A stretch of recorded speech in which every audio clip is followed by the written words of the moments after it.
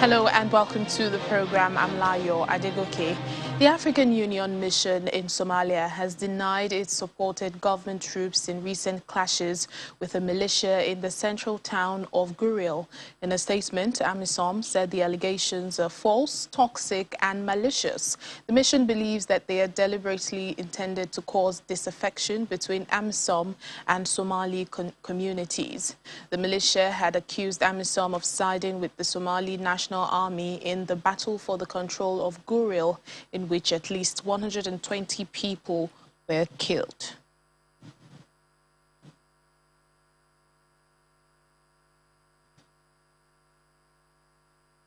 West African Regional Bloc ECOWAS says it regrets the extreme decision made by the Malian authorities to expel its representative. According to a statement released, it says it remains committed and will continue to deploy its efforts to support a successful and peaceful transition in Mali.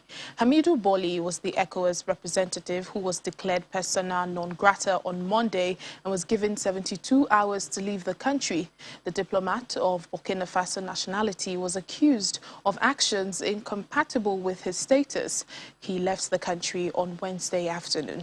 Well, his expulsion comes amid diplomatic pressure by the international community against the Malian transitional authorities dominated by the military that led two coups in August 2020 and May 2021 not to postpone the scheduled 27th February elections.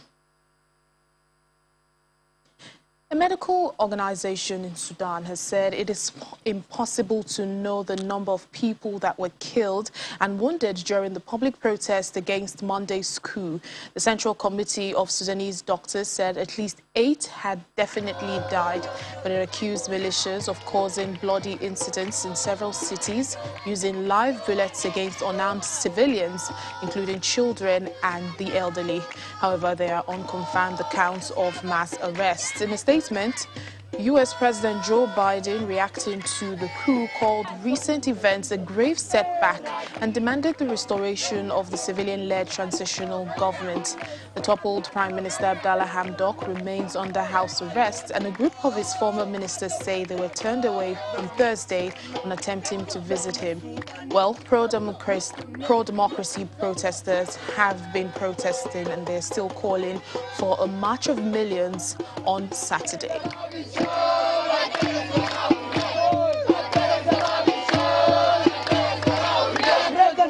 هننتظر في مواكب دعائية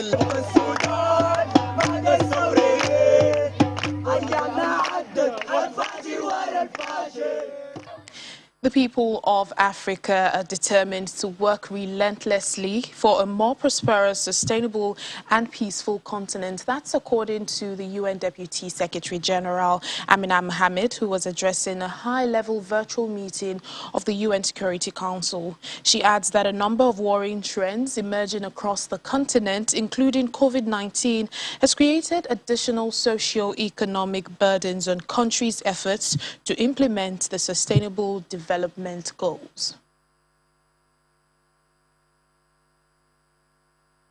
Despite these worrisome developments, the people of Africa and their leadership are determined to work relentlessly for a more prosperous, sustainable and peaceful continent, one that is based on our shared values and the universal principles of human rights.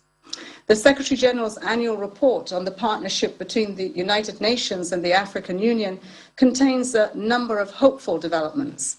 This includes a peaceful and inclusive election in Burkina Faso, a peaceful transfers of power in Niger and Zambia following presidential elections. Throughout, we're seeing growing cooperation between the United Nations, the African Union, and the sub-regional organizations on sustainable development, elections, and peace processes. The financing of AU mandated led operations in a predictable and a sustainable manner remains one of the most important strategic challenges facing both the AU and the UN. This council has always shown flexibility and innovation, such as in Darfur and in Somalia. However, the council has always regarded these cases as exceptions. Yet, it is now clear that these exceptions now represent a new landscape and probably an enduring requirement. Africa is not facing its problems passively. It has deployed a standing architecture for conflict prevention, management, and resolution, as well as post-conflict reconstruction. This architecture has delivered multiple peace agreements and pushed back against terrorist groups in different parts of our continent. The African Union. An Ethiopian government jet bombed the capital of northern Tigray region on Thursday, with a doctor reporting 10 deaths in the latest casualties of a year-long war. Videos show collapsed brick structures with corrugated iron roofs. Blankets and furniture lay among the wreckage, with charred collapsed beams and a damaged car. Prime Minister Abiy Ahmed's federal forces hit Mekele from the skies at least 8 times in the last 2 weeks in a fight against local Tigrayan forces that has killed thousands and uprooted more than 2 million people.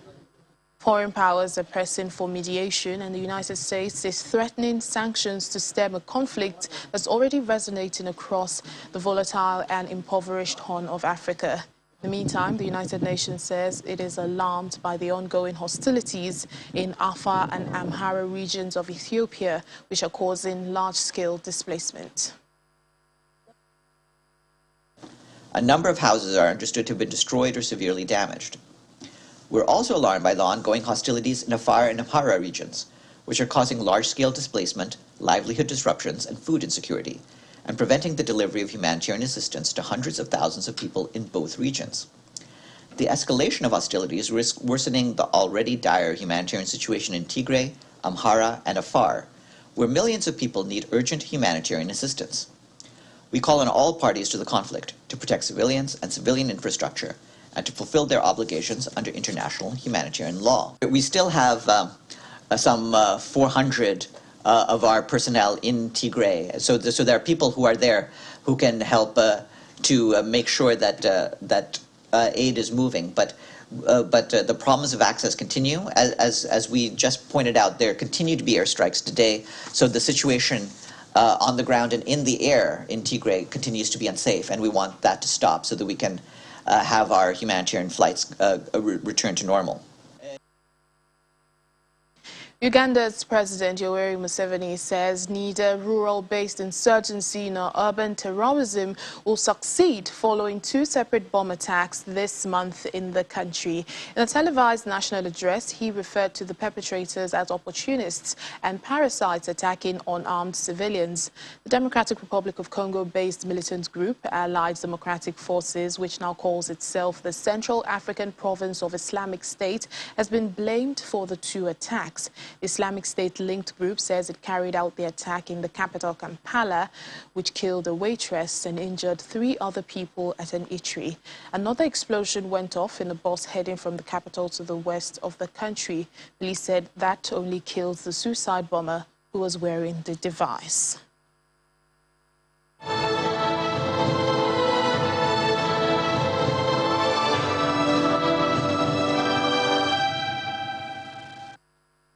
In the meantime, Uganda's president has announced that schools will be reopening in January. That's almost 2 years after they were closed because of the COVID-19 pandemic.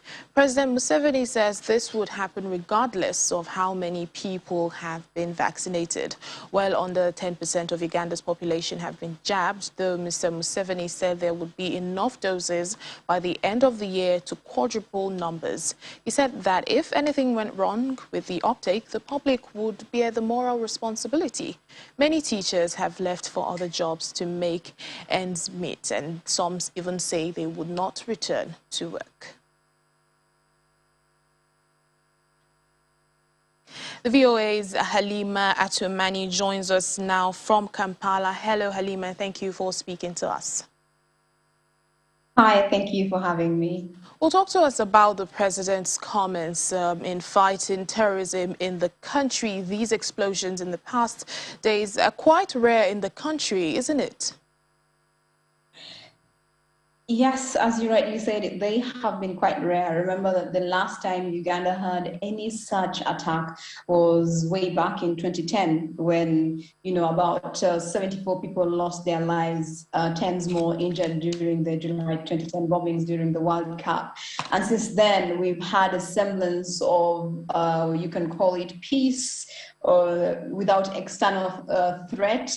And this is just happening now. So last week, as you stated in your news, is that we had two bomb explosions. One was on Saturday, where one person was killed, a young lady, a waitress at a bar, and then that was on Saturday. Then on Monday we had another bus explosion, which, as the police and now the president is saying, was only took the life of the suicide bomber. So, but the president has been very categorically clear. I know whenever people are listening to his speeches, many think our president is such a historian. Instead of going straight to the point, he's always, talking about all these. And yesterday, he didn't miss the opportunity, as always, to give Ugandans a history of why he thinks there are people who, a history of why he thinks people who are carrying out these bombs are actually motivated. And for him, he thinks they are opportunists, or what he called parasites, people who want to get things that are finished, in his own words. But the security forces, I think, have come up and said they are going to be able to repel any further attacks. And currently, I think most of this week, the last threat was yesterday, which was crazy. There was a polythene bag right in the middle of the road, and the police closed down the road, and then they were deployed, the bomb experts were deployed and everything, and only to get there you realize that it was a polythene bag filled with diapers. So that is how I think the vigilance has now been thrown into the public. Everyone is really worried. Everyone is skeptical when they see anything being left behind. So that is basically the situation in the country. But the state, the police, the security forces, the president himself have said they are going to be able to, quell any further threats against the population and the Ugandan people. Well, I can imagine, the anxiety in Kampala, especially. But what assurances are there for the citizens of their safety in the wake of these two explosions? I mean, I asked this very question to the police that was on Sunday last weekend, and they told me we are ready, we are prepared, and I think my main issue with with their assurance with the public that please be assured that we are going to protect you. Remember that this attack happened barely, I think, 2 days before, just after the French government and the UK government issued warnings and alerts. Talking about inevitable bomb attacks within the city, and this happened. It's the only difference is that while they were expecting these to happen probably in malls where you find more expatriates, or maybe in places that are packed with people, this has been, in targeted places. For example, the bus, but also just this particular bar, because I normally drive past that bar every evening, and you find lots of people, and what was always very disturbing for me was the fact that there was always a police truck that was located or stationed just a few meters away from the bar. And I always would ask myself, why are they here? Why are they not, ensuring that, for example, guidelines to the curfew are adhered to, COVID guidelines are adhered to? This bar was always open. Our curfew says by 7 p.m. everyone should be locked up. This bar is always open up to about 10 p.m. in the night, 11 p.m. in the night. So maybe it is true. Maybe, supposedly what the IS said, they were targeting particular government spies who were drinking from this place. But the police has come out to say they will be able to fight whatever comes through. The president assured the citizens yesterday that they are safe, and so they should not worry about any kinds of threat. All right, then. Thank you so much, Halima Asumani. Thank you. Okay. You're welcome. Welcome to our Africa Tech segment. After a 3-year journey of extensive study, consultations and testing, Nigeria, in a groundbreaking move, is finally piloting its own central bank digital currency, the eNaira. According to the Apex Bank, the eNaira is basically the same physical naira we know, but with more possibilities, as both will always be exchanged one for one. Or cryptocurrency like the Bitcoin has dominated headlines, but the central bank's digital currency, which is basically a digital version of the existing national currency, is different. CBDCs, which are fast becoming commonplace globally, is a chance for Nigeria to speed up economic gains and the value of the naira. Well, one thing to note about the eNaira is that one doesn't necessarily have to be tech savvy, although some level of digital literacy is needed.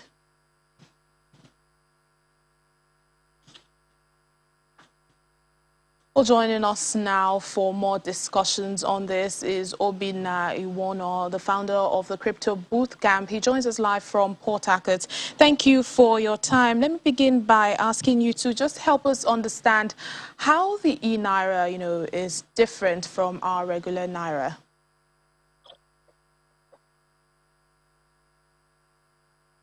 Okay. The eNaira is like it's a project that is a product of the central bank digital currency. The central bank digital currencies is a project which central banks of countries have embarked on to create the digital form of their currencies. Now, one of the things that these currencies are meant to address by being in the digital form is that it's going to address the issue of financial inclusion, of quick remittance, of fast-track economic development, like we want to see in Africa now. If you look at the Nigerian eNaira, it was said to have been built on the Hyperledger, which is a blockchain infrastructure. Okay, and that is a promise of security. Now, one of the things that we need to look at is the fact that around the world, Nigeria is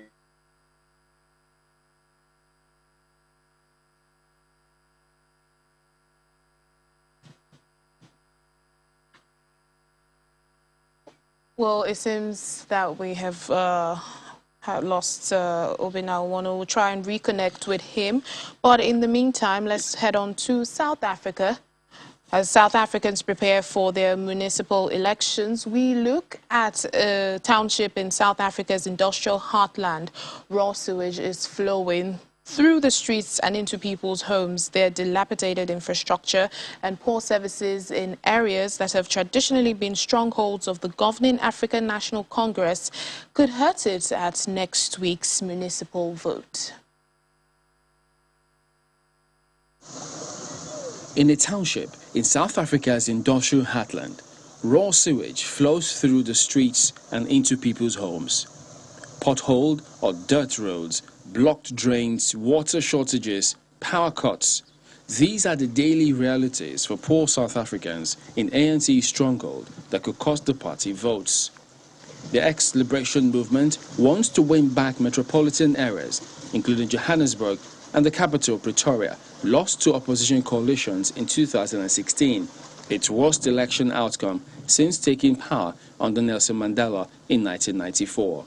In townships in South Africa's steel belt near the Vaal River that have historically voted ANC, broken pipes and wastewater treatment plants and the accompanying smell are a reminder that 27-year-old promises of a better life for all remain unfulfilled for many. Nomvula Latswe lives in Everton, a township of concrete and brick houses near major steelworks south of commercial hub Johannesburg. Sewage flows into her yard on a daily basis and sometimes into the home she shares with her family. How should I vote when things are like this?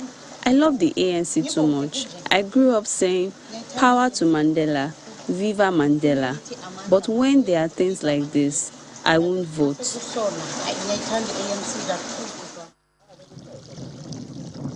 ANC officials point out that it was always going to be difficult undoing decades of apartheid-era neglect, adding that in Johannesburg and the surrounding areas, hundreds of newly built houses for locals show efforts to improve lives are bearing fruit. The ANC has also pinned its hopes on the social grants of 350 rand a month during the COVID-19 pandemic that have kept many from starving, which means many aren't likely to forget. But analysts emphasize that despite the ANC's efforts to keep the achievements in the spotlight, getting less than 50% of the municipal vote will be a psychological blow. The main thing that the electorate is now looking for is just a sense of competence in relation to the execution and delivery of public services. Government officials say the rotten infrastructure in Everton and other townships has been worsened by vandalism and theft. Transformers had been sabotaged and power cables and manholes stolen, hampering efforts to deliver services.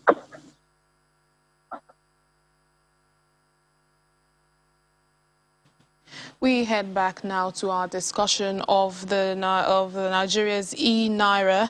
Obinawonu, can you hear me? Yes, I can hear you. All right, just quickly tell us. We know one thing that is great about this eNaira is you don't necessarily have to be tech savvy, although some level of digital literacy is needed. Just walk us through what exact literacy this is.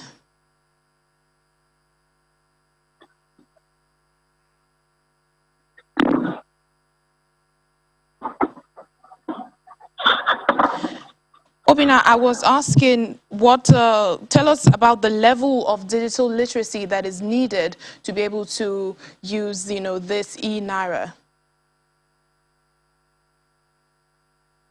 The level of digital literacy needed, not high-level digital literacy is needed, but what I think that is missing in this area and in this regard is the fact that there hasn't been any form of prior sensitization by the central bank, to engage the citizens, especially the people who you are expecting to use this eNaira, before launching the product, right? And so that is where I find a fault with the whole project. But when you talk about digital literacy, from the description of what the eNaira is, it's functioning almost like the cryptocurrency wallets that we use, where transactions are peer-to-peer, and of course, you have a lot of young people who have adopted cryptocurrency in Nigeria, and so they understand how these things work. So it's easier for them to get right into the eNaira, to integrate right into it. But we are talking about the ordinary person on the street, the woman in the market, because go to the ATM queues, you will see people who are with their ATM cards. They are even asking you to help them to use the ATM cards. A lot of people don't even know how to use their banking apps, and even you could find people who have issues with using the USSD. So we are thinking, if eNaira is going to address financial inclusion, how have we made this thing possible? How have we solved these kind of challenges that we are already facing with our traditional banking system?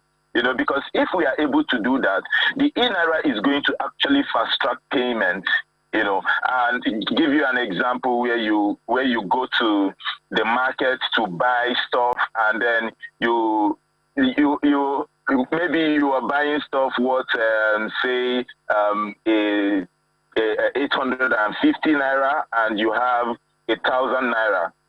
And the market woman does not even have change of 150 naira to give to you. So they can quickly transact with the digital currency. You don't have to start looking for change or anything. You just send them the exact figure of what you But, so it's going to fast track payment. But now the issue is usage. If you knew the eNaira app has been removed from the Google Store. Why? Because of a lot of bad review.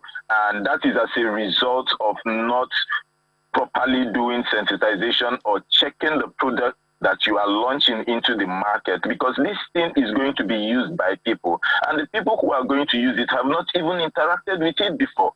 You don't just do a product launch. You test the product, you get response from the people, you get feedback. You want to know how are they responding to this? Is there any challenge they are facing that you could solve immediately, all right, before you take the product to the market? So I would say that this is poorly planned. All right then. There's a lot to talk about, and we will also always continue the conversation on this. But at this point, we would like to thank you, Obinna Nwuno, founder of the Crypto Booth Camp. Thank you for joining us on Africa Tech.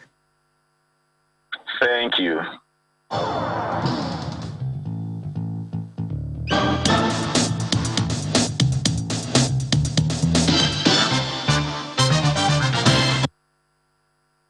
And that's it on the program for today and for the week. Thank you so much for watching. I'm Layo Adegoke.